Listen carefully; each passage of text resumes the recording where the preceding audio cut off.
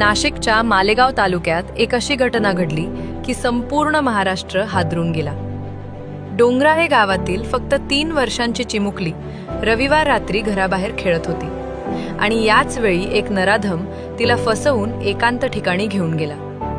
अंधाराचा फायदा घेत त्या चिमुकलीवर अमानुष प्रकार करण्यात आला आणि नंतर तिचा निर्घृण खून करून तिला तिथेच टाकून दिलं गेलं। ही घटना इतकी अचानक घडली की कुटुंबियांना लगेच लक्षातही आलं नाही की मुलगी कुठे गायब झाली। काही वेळानंतर घरच्यांनी शोध घेतला आणि गावातील लोक एकत्र येऊन त्या परिसरात शोध मोहीम सुरू केली। इथेच ही मन सुन्न करणारी घटना समोर आली। चिमुकलीच्या मृतदेहाचा शोध लागताच नातेवाईकांचा आक्रोश अनावर झाला।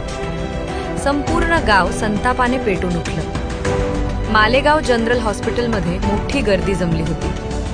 नातेवाईकांचा एकच आक्रोश, अशा नराधमाला कडक शिक्षा हवी। पोलिसांनी तात्काळ चौकशी सुरू केली आणि संशयिताला अटक करण्यात आली। तपास वेगाने सुरू आहे। अशा घटना पुन्हा होऊ नयेत म्हणून लहान मुलांवर लक्ष ठेवणं, त्यांना एकटं सोडू न देणं आता फार गरजेचं झालंय।